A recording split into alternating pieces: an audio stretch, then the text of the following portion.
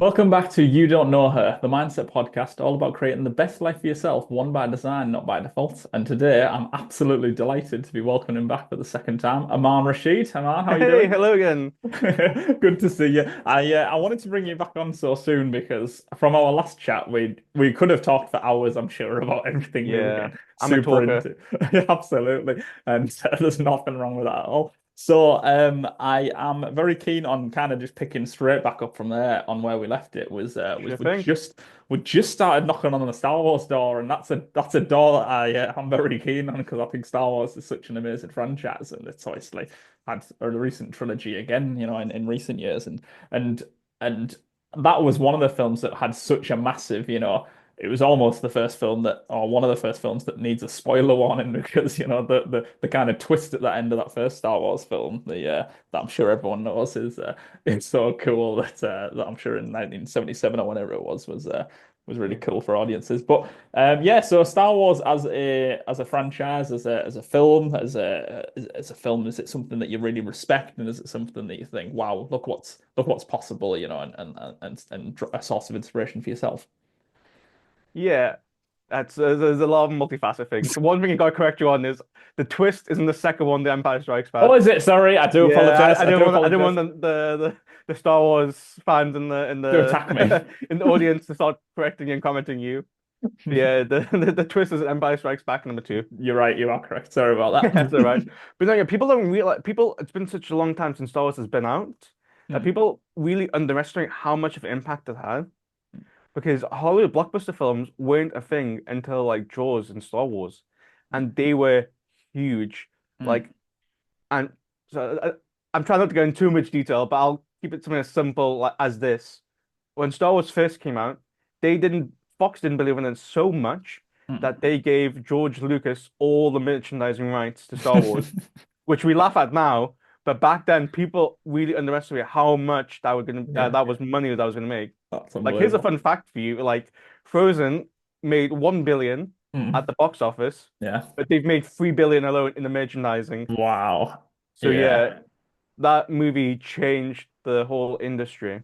Yeah. And now we're in a situation now, unfortunately, where for movies to be successful, they either need to be really low budget, less than 10 million, or they Hmm. have to be like a $200 million behemoth. Hmm. Yeah. Yeah, like Star Wars, great film, and there's so many things I can talk about. But I'm gonna stop talking for now, so you can ask me a question. No, I appreciate that. We'll get back on the Yeah. Star Wars, but the first thing I wanted to say was about the what you mentioned with the merchandising side of it, of kind Yeah. of things springing off is again, it's another songwriting story, but it's a recent one. It's a singer who was very popular back in the mid noughties. Kate Nash. She had this huge song called Foundations. Oh yeah. Yeah, and she anyway, she's still touring now, and she's still doing very well from it, and doing these massive, European tours and that sort of thing. She has just said and come out and said that her tours don't make her any money. Her tours are, cause her losses. I think it's the tours is to kind of get the music sold, kind of, sell the merchandise, and maybe at the tours people will buy shirts and stuff like that. But in terms of, or whatever it may be, so she's actually started an OnlyFans account recently Mhm. to get an extra staff member on board, but it's just daft little pictures and stuff like that. But yeah, it's so incredible that you look at Kate Nash as someone with 500,000 followers online and on Instagram, and then and you think, wow, for her at that level to be doing that. Well, it's like you say, some films are probably same as well. You always look at the figures between budget and box office, and sometimes they're very close, or sometimes but it might make more merchandising kind of sales from that as a result. Is that kind of another point that you were trying to drive at with how successful Star Wars was kind of beyond the film as well? Yeah, because like movie like Star Wars and Jaws, they were like bigger than the film itself, where it's like people want to buy the merchandise, people want to buy like a notepad with like Star Wars on it, you know. Like I Mm. remember when A Force Awakens came out, and like even like the oranges from Mm. the grocery store were advertising Star Wars, you know. Really? Like things become bigger than the thing, you know. Yeah. Yeah, it's incredible. There's so many examples of Yeah. but I mean I'm surrounded in a room now of, of things like like all these people and posters are just examples of things that I've wanted to buy because I like them, because not Yeah, exactly, necessarily. because you like them, and you wouldn't have liked them and if you didn't hear the music. Yeah, yeah, and that's And it's what. that thing, isn't it? Where like in business terms, they call it a loss leadership, Mm, where you make a loss on one thing, so you can make a gain on another thing. yeah, Famous example being grocery stores, where like the milk or the bread will be cheap, but mm, because you're in that store, you'll buy the other things. yeah, But unfortunately, a lot of musicians don't make much money from the streaming side yeah, because the payouts aren't that high. yeah. But from that, they get followers and loyalty, and from there, you'll go to the concerts and buy the merch, or you'll buy the vinyls. Mm, Like I had one friend who was such a big Taylor Swift fan, mm. they actually banned her account on what was previously known as Twitter because they thought she was a bot, but she Really? loved Taylor Swift that much. She's posting that much and Yeah. spamming so much. Yeah, that's that. I've never heard of that before. That's incredible. Yeah. Yeah. But it's that thing, isn't it? You want to create loyalty and you want to bring people and show them your talent. Mm, So sometimes you may not make money from the mm, one thing, but you can gain it from another way, you know? mm. Yeah, completely agree. I mean, yeah, you'll know from business studies and Yeah. business and management that exactly as you mentioned, there's things in supermarkets called loss leaders, which actually costs Yeah. the stores more to, it might be like, oh, come in, we're selling a tin of beans for 10 pence today or whatever. And you're like, oh, and then you go in and then you spend another 50 quid on like all the other stuff you need. So yeah, it's pretty crazy, Yeah, it's true. pretty. Like, there's a filmmaking side of it. Like, when you're indie, right, and you want to make like short films and like somewhat affordable like feature films, right? Mm, If you're focusing on trying to make money from it, mm, you're not really going to make money from it because why would they want to watch your short film or your like low budget indie mm. film when they can watch like some high-end professional Hollywood film for the same price? Yeah, So the yeah. way you have to think about it is it's a marketing tool. Mm, You make stuff to market yourself, to show your style. If you're trying to make a money, you're going to make something a bit more generic and boring. yeah, And so like people go, oh, why would I watch something like very safe and cookie cutter when I yeah, can watch that same thing on a more high-end scale? yeah. You're more trying to show your voice when you're starting off, what makes you different. Like I'm not sure if you've watched like a Yorgos Lanthimos film, like The Favorite or Poor Oh Things. yeah, yeah, yeah. Yeah, but when you watch his films, you go, okay, this guy is not here, and he has a very unique style. Mm, yeah. And I think that's what separates someone who's may not be the most technically skilled, Mm, but the way to having a strong artistic vision. Like I have a joke with friends because basically they see my stuff and they're like, oh, it's all very neon, very contrasty. So when I mm, do something a bit more subtle or naturalistic, they always just make fun of my Instagram because they're like, oh, well, like we know your style so well, or like, oh, this the shot in this short film was so funky. Did you do that? I'm like, that mm. wasn't me. But they're Yeah. like, you get a reputation, and that's what like sells you. Mm.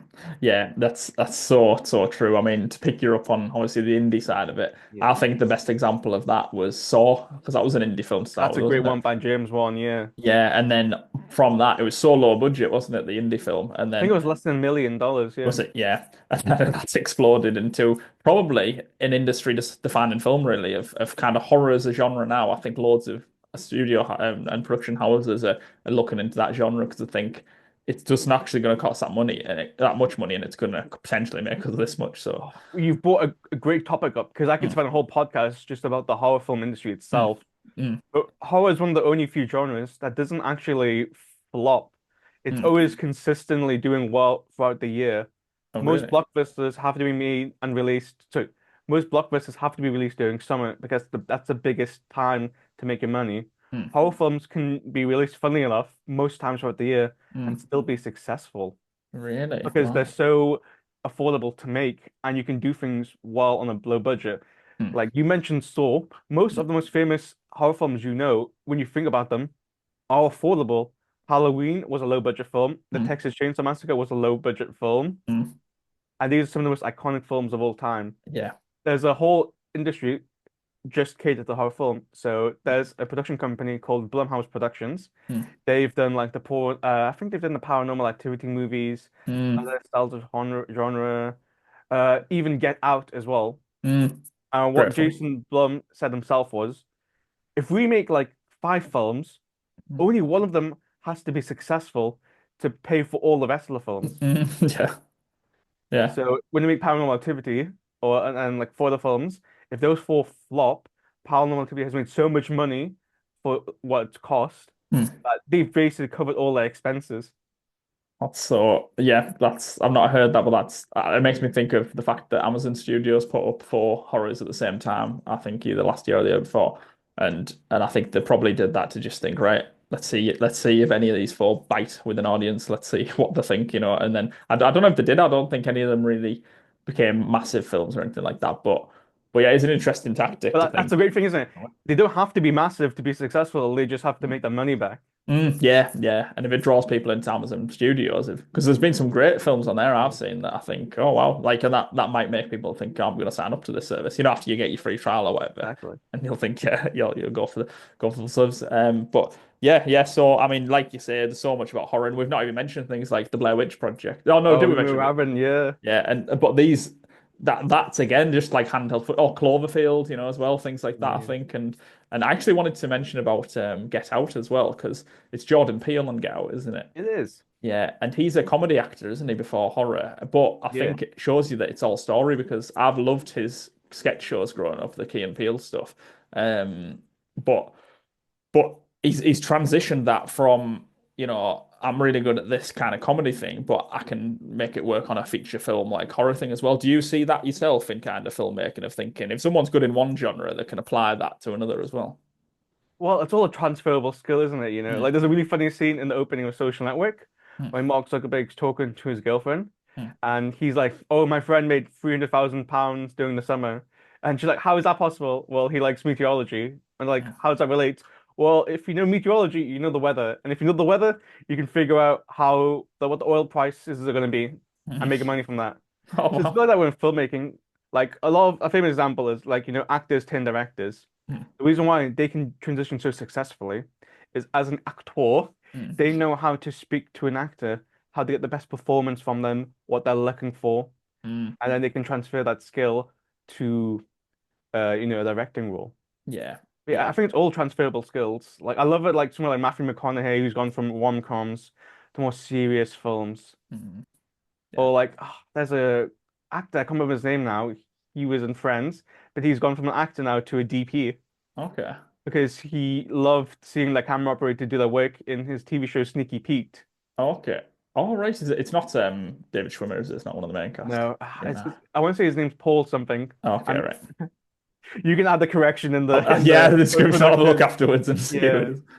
No, but that's so cool. That's so interesting that because I've seen it as well. I saw it with Zach Braff in Scrubs. He got so interested in filmmaking, I think, and he's yeah. stepped away from being the leading man as much now and does a lot more work. I think he's really proud of, kind of, you know, behind the camera as well. But yeah, there's so many, and I wanted to mention because you picked up on The Favourite and Poor Things earlier, Yeah, like that. Emma Stone, I think, is a phenomenal actress. I think she's I agree with that. phenomenal. And the fact she's now been in both of these films, I think she's going to be like almost like a Johnny Depp with Tim Burton and, you know, just be more than happy to be in this guy's films going forward because she probably, as long as the script's there and everything's good, I think she's going to be on board with it. Is that something you see as well? Well, yeah, well, I already know that for a fact because she's already doing another film with him already. Oh, really? Is she? Yeah, so she's done The Favorite, I think was the first one, then Yeah. Poor Things, Yeah. then Kind of Kindness, and Okay. there's another one coming out. I Yeah. can't remember the name of it. It Right. has a very funky title. Yeah. Wow. So they've got a collaboration going on now, the two Yeah, of them. well, the thing is, like, the audition process is very time consuming and it can drag on and it's like you're trying to find the performance who just has that thing. Mm. So when you find an actor and you're like, okay, we gel together and we love working together, you Mm. stick with them. It's like that. It's like this funny thing when you see like movies like Martin Scorsese's, and it's like, oh, he always uses Leonardo DiCaprio and Robert De Niro, and it's like Quentin Tarantino always uses Samuel L. Jackson, Mm. Christopher Nolan always uses Michael Caine. You meet Yeah. these actors who are so phenomenal, and it's like you can't not make a film with them in it. Yeah, yeah, yeah. It's like, yeah, I know. It's like, oh, you're always using these, but you're like, there's not a lot of better actors to use. You know, why wouldn't you want to use them? Yeah. Sometimes I try to avoid that because like if Harrison Edmonds is watching, he's been on so many short films I've done either as a director and DP. And you get to a point where you're like, okay, you've played the leading man so many times. Okay, we're gonna have to slowly try someone else, so you're not typecasted. Yeah, yeah. Like That's that was a joke. Here's a funny like directing thing from last year. So he was in like so many short films me and my friend Gabriel Brown directed last year. oh, cool. And he was always the leading guy. and he was always kissing a beautiful woman, and he was always like the loving lead, and like it got to a point where I was like, you know what, in the next one, you're just gonna like get your head crushed in, and you're just gonna be like some scumbag, and then which is what we did, because I was like, this is like the anti-Harrison film where you're just like some normal guy who's a schlub, you know? Yeah. Yeah, I'm sure he loves those roles, doesn't he? He loves Yeah. yeah, I forgot who it was, but there was an actor. I think it might have been Tom Cruise said when he was growing up, his sister was older than him and yeah, yeah, I think he got to practice kissing on some of her friends or something. I thought, oh, that's cool, isn't it? It's a really cool to be, 14-year-old or whatever, and having that. But yeah, no, really cool. So yeah, I mean, I don't really know where to go from here, but I think I want to keep it on horror, but if we can Yeah, kind go of on. circle back to horror. But yeah, because there's the horror franchise, like you say, I always thought of it as something that's more successful around Halloween, around late October, or for example, what I think one of the best horrors made in recent years was Smile. Have you seen that one with the I smile? have. Yeah, Yeah. really good. I really found that, especially the woman who's on the poster of the first film, her smile, I thought that was Mm. like It's incredible, very iconic. very iconic. So it's great that modern films like Smile and Hereditary or whatever are still doing things that are, and Midsummer are doing things that makes an audience think, wow, look what's possible now. So, but like you say, it doesn't have to be October, it doesn't have to be then. It can be, I suppose, any time throughout the year. But has there been any recent horror films that you've looked at and thought, wow, that's doing something really revolutionary there? It's a very good question. Hmm. Well, I guess horror can be subjective because there's a Robert Eggers film. Well, actually, the Robert Eggers is a good one because I love his horror films. Very like old-fashioned. So his movies like The Witch and The Lighthouse Hmm. are great styles of horror because they're not like your conventional like jump scare horror. It's more like a slow creeping dread, and Hmm. it builds and builds Hmm. until like the final finale gets revealed, and you're like, whoa. Hmm. Yeah. Actually, on top of that, there's another one I watched recently, and I think it's gonna be one of my top five horror films now. It's called Late Night with the Devil. Oh, And what it's yes. done is it's shot like a fake 1970s TV show. Yeah. And that they've got like the visuals right, the sound, the costumes. Yeah. And that's also a really good one where it's good for a second viewing. Yeah. Because you watch it first time and you're like, I don't get why things are happening the way they are. Yeah. But then when you watch it a second time, you realize there's a lot of symbolism and there's a lot of subtle details that you've missed the first time. And you Yeah. go, oh, now I see all these details now, all the subtle foreshadowing. Yeah. Yeah. Wow. I watched that film recently with my friend. We sat and watched it and we had the same reaction that you've had of wow, that's so amazing. Like, and we watched it the once, that was it. And I've mentioned it a couple of times, a couple of people, and I think there's not much interest in it. But I think as you say, yeah, you've inspired me. I've got so much to do now. I'm gonna have to go watch that film later today, I think so. Yeah, it's a great, and is it Amazon Prime or something? It's on a streaming service, isn't it? Yeah, but I just got the Blu-ray. Oh, did you? Okay, Yeah, cool. But yeah. yeah, I'm a big physical media guy. oh yeah, it's really cool. I do like the obviously poster art, and I'll probably get some more vinyls myself for decoration and things like that. But yeah, it's great to see what can be done, and that was a film that was just so believable as a chat show, wasn't it? And it was so Yeah, you were drawn into it, and that's what I like about specifically I like that about sitcoms as well, where you feel like you're almost a part of the team. You've mentioned Friends, but things like How I Met Your Mother and Cheers and things like that. It becomes an atmosphere over the course of 9 or 10 seasons where you feel like you're just looking forward to watching it because you're looking forward to seeing what they're up to, aren't you? exactly. It becomes like a parasocial relationship, yeah. Yeah, yeah. So is that a genre you like as well, sitcoms or comedy in You know, general? I actually do like sitcoms, so I do like shows like Modern Family. Yeah. Because funnily enough, that's actually a show where a lot of the stories are based on like true stories Oh, about the really? writers, you Oh, see. well. Yeah. Right, what I suppose they say, don't Exactly. they? Because I think Roger Deakins said this while he's like a very famous DP, I think 16 Oscar nominations for cinematography, two wins. Mm. He's like, people lament that they're young and like they have no much experience. But he's Mm. like, that's okay because it's your life that builds that experience and all that knowledge. The Yeah. reason why all these people tell me a bit more older, like the writers, because it's the life you've lived that you can put onto paper. Yeah, I completely agree. I completely agree. I think, to use another example from the songwriting world, Taylor Swift there, she's the most successful artist on the planet, I'd say right now. And she's if you listen to her music, I think especially the lyrics aren't overly complicated. It's like it tells the story so well. I think her best song's called All Too Well, which is a 10-minute version she does, and it's all about telling the story of I think one night in a party, and I think an actor that she was dating at the time, and kind of the conversation she was having with other actresses in like the bathroom and stuff like that. And then and like one of the lyrics is something as simple as dancing around the kitchen in the refrigerator light. Like that's one line, and you're thinking, wow, like that one line, it just paints a picture so clearly of like of what's happening in that moment. And it's like I say, I don't think she's breaking any, songwriting rules or anything like that, but she's clearly made such a connection with the world and with people everywhere that she can do all these sellout shows and have, billions of streams online. And it's just all about connection, isn't it? So is that what your kind of main message is for entertainment, for filmmaking, is get the story right, get the connection right? Yes, I think passion is contagious. If you're passionate, that will transport over to people's feelings, you know? Mm, Like, mm, this is such a funny random example. But one time I watched like this video essay about an Xbox Elite controller 2, mm, and it was like almost 2 hours long. mm. And I didn't even have an Xbox, but the guy was just so passionate and just so convincing, giving so much backstory about why the controller meant so much to him and how it Yeah, help his as a game developer. I was like, you know what? I'm sold, and I ended up buying yeah, the controller. really. Well, Passion, I and, think, is contagious. Like if you don't feel something, like that's yeah, one of the biggest things I think you can make. yeah, If you watch something and you instantly forget it and you don't even remember it, yeah, you fail as a job. But like I want because I want to feel something, make me feel happiness, make me feel anger, make me feel stressed, I yeah, want to feel something because then yeah. I know we've connected.